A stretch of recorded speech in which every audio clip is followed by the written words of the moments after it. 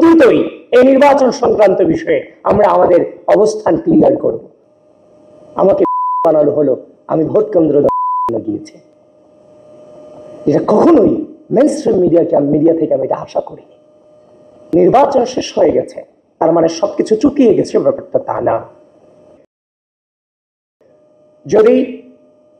যদি কিন্তু ছাড়া সেখানে যদি কোনো প্রকারের যে অভিযোগগুলো এসেছে সেগুলোর যদি প্রপার জবাব বিশ্ববিদ্যালয় প্রশাসন এবং নির্বাচন কমিশন দিতে না পারে, তাহলে এই 2025 সালের ডাকসু নির্বাচনকে নিয়েও পুনরায় বিবেচনা করার সুযোগ অবশ্যই আছে। আমাদের জীবনে আলটিমেট জিত কিংবা আলটিমেট হার বলে কোনো টার্ম আমাদের লাইফে নাই। আমরা বেড়ে উঠেছি পরিস্থিতি মোকাবেলা করার উদ্দেশ্যে।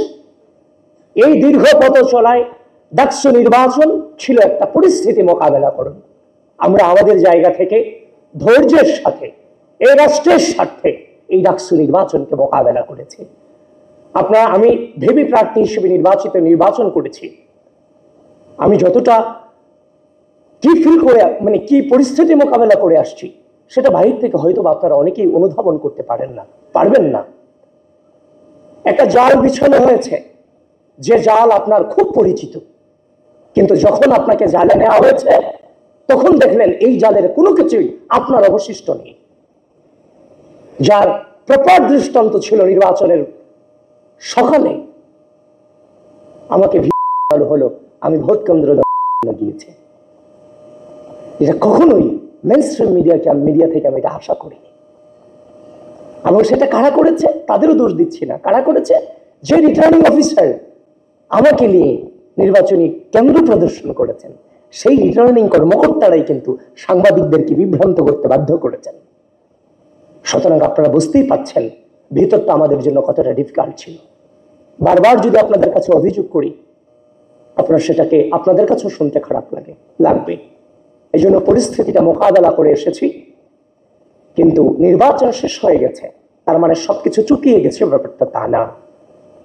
আমরা যে অসঙ্গতি পেয়েছি সে অসঙ্গতিগুলো আমরা পেয়েছি, সেগুলো নিয়ে আমরা কিন্তু বাংলাদেশের যে নির্বাচনী কালচার, রেজাল্ট আসার পরে মিছিল করা, বিশেষ করে 2019 সালের ডাকসু নির্বাচন পরবর্তী সময় ভিসি অফিস করা, আমরা কিন্তু বিশাল স্যাক্রিফাইসের মধ্য দিয়ে পূর্বের রাজনৈতিক সংস্কৃতিতে ফিরে না গিয়ে আমরা ধৈর্য ধারণ করেছি। নতুন বাংলাদেশের নতুন ছাত্র রাজনৈতিক প্রচলনে আমরা ভূমিকা রেখেছি। আমরা চেয়েছি প্রার্থী হিসেবে আমাদের দৃষ্টিভঙ্গিতে যে অভিযোগ, অনুযোগ এবং যে অসঙ্গতিগুলো ধরা পড়েছে, প্রার্থী হিসেবে আমার যে দায়িত্ব, ভোটার হিসেবেও তাদের দায়িত্ব আছে, তাদের চোখেও নিশ্চয় সেগুলো ধরা পড়বে। আমার চোখে একদিন আগে পড়েছে, তাদের চোখে দুদিন পরে পড়বে। আমরা ধৈর্য ধারণ করেছি যে তাদের পক্ষ থেকে হয়তোবা কোশ্চেনগুলো উঠবে। ইতিমধ্যেই কোশ্চেন উঠেছে, আমরাও তাদের সাথে কণ্ঠ মেলাচ্ছি।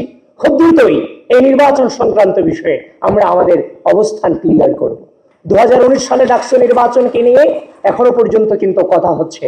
সুতরাং 2025 সালে ডাকসু নির্বাচন সবেমাত্র সংগঠিত হয়েছে।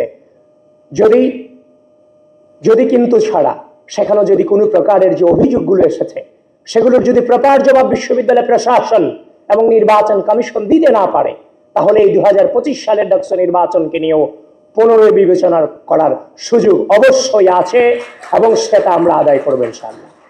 সুতরাং পরাজিত বলতে কোনো ওয়ার্ড আমাদের কাছে নেই, কারণ সবকিছু চুকিয়ে যায়নি, অনেক কিছুই বাকি আছে। আর আমাদের জীবনে আলটিমেটলি জয় পরাজয় বলতে কোনো ডেস্টিনেশন নেই। আমরা পরিস্থিতি মোকাবেলা করার জন্য বড় হয়েছি। আগে প্রকাশ্য বিরুদ্ধে, এখন আমাদের লড়াই হচ্ছে একটা অদৃশ্য শক্তির বিরুদ্ধে, যে অদৃশ্য শক্তি বারবার সবাইকে বিভ্রান্ত করছে, আমাদেরকে নিয়ে নানান ধরনের ন্যারেটিভ সাজাচ্ছে।